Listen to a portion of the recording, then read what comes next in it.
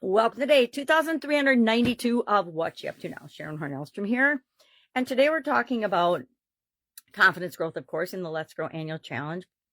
And we're using life is statements. Life is blank affirmations or statements as a tool to help us to grow in our thinking, our mindset, and our level of confidence. How capable do we feel that we can handle whatever life dishes out and sends our way? And life is statements is a great way to do that. It reminds me of the Betsy Clark dolls, the love is blank drawings and cartoons and dolls and figurines. I don't know if I'm aging myself. I think I've actually got some around here in my office, but it's because my aunt collected them. She literally had all of them. I think she collected the entire thing. She probably still does. I'm not sure. I haven't been to her house in a long, long time, but I remember whenever we went to her house, it was so fun to look at her collection of those figurines. And what we tell ourselves life is they're overarching beliefs that we have. And if they're positive and they make our life better, great. If they're not, or if they're less than creating the life we want to examine them and look at them. So that was today's challenge, was to pick at least 3. And I shared life is awesome, life is what I make of it, and life is for me.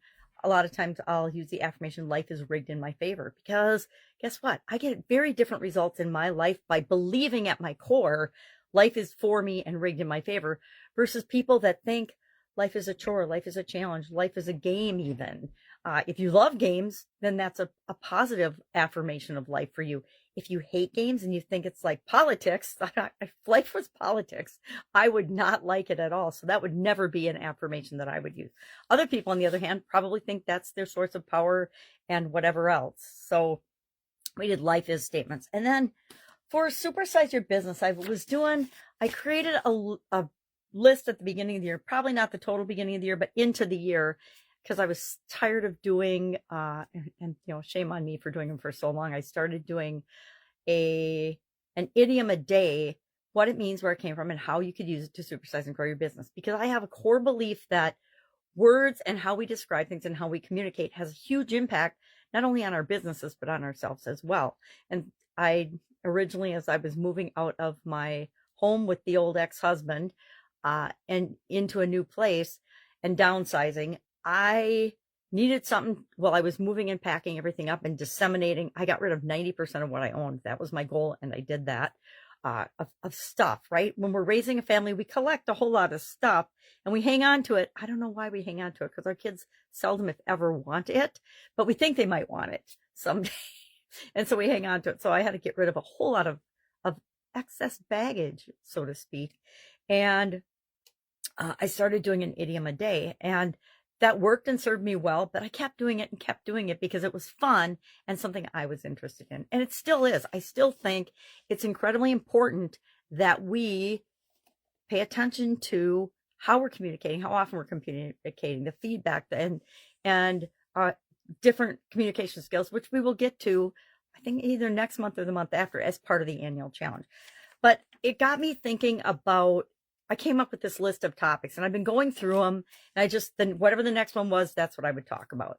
And again, I felt like there's this pull toward, and I think it's whenever I feel like there's a lot of craziness and chaos going on around me, I want to go back to the fundamentals. And people that I've been working with have been asking, and what we're finding as we audit their supersizing business strategies, we audit the strategies that they're using, we find out that 1 or 2 or even sometimes 10 of these fundamental building blocks for making sure that we're building on a solid foundation to grow and build and supersize our business are missing, or they serve the purpose at the time when the person either bought or started their business, but things have changed. The world is changing around us all the time. And if we're not looking at our fundamental systems and strategies and blocks, at least on some frequency, they can become actually traps that hold us in a certain way of behaving and thinking.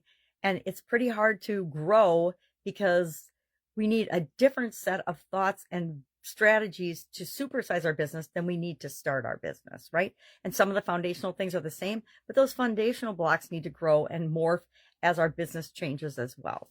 So I feel this call to speak to the fundamental things. So for the next 30 days or so, that's what I'm going to do. I'm going to pick one thing a day that I think is critical to helping make sure you get the right framework to build your business upon. And again, you can do this anytime. You can look at these and say, okay, yes, I have this. Yes, I don't. This is a process or a strategy that we've looked at, but we're going to do it in 3 years or 2 years or next year or 5 years, or we're never going to do it because it doesn't feel right to us and the business that we're creating. So today we talked about an exercise, the 7 whys exercise. I share it at least once a month in my videos because we do it every month as part of the annual challenge because it's important. It's the best tool I've ever seen for actually understanding what drives us to do, be, have, or create something in the world and how we show up. It dictates how we show up. It's our bottom line core beliefs that we get at when we do the 7 why exercise. We ask ourselves a question and then we just say, well, why do I want that? Why do I want that to be true for me? And then we put down the first thing that pops into our head. Then we ask, well, why do we want that? Why do we want that? Down 7 or more layers deep. I think the most I've ever gone is 10, and then I usually start crying, and so I've stopped doing the exercise because that means that once I have an emotional reaction to the why I get to, that's telling me that that is the thing I need to work on right now because that is where my hang up lies.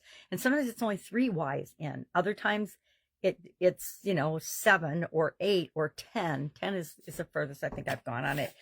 Again, because it triggers the emotional response. And that's when I know that that's the thing. That's the thing that's driving me. That's the thing that's impacting me and my beliefs and my behavior right now. And if I cry, it's usually probably because it's something negative that happened that I built on that is absolutely a lie for me now. And it's not true for me anymore. It might have been when I was 6, but it's not true for me anymore. So 7 whys exercise. I think it's one of the most powerful personal development tools we can use on ourselves. Now, if we ask why of something else or somebody else, we're just going to get frustrated. It's the worst question to ask somebody else because a lot of times they don't even know why they do things and why they've said things or done things or why they act the way they act or why they're building the business the way they're building it. And that's why it's such a powerful tool to apply to our business why as well. That's it. That's all I've got. I think it's Friday here in my neck of the woods. Yes, it is Friday. You know you're working too hard when you don't know what day of the week it is. If I can help you in any way, ask. Always ask. There's a Q&A on this video if you're watching me on Facebook. There's also, you can directly comment me on this video if you're watching me on Facebook. If you're catching me on any other platform, just Google search me and send me a direct message, and I will be glad to help you in any way I can. I do share still that Voxer, VOXER, is my favorite mobile app because it's a walkie-talkie app, and being visually challenged is the fastest, easiest way to get a hold of me. My handle on that is pajamagramma, GRAMMA, @gmail.com. Super easy to remember. For me, anyway.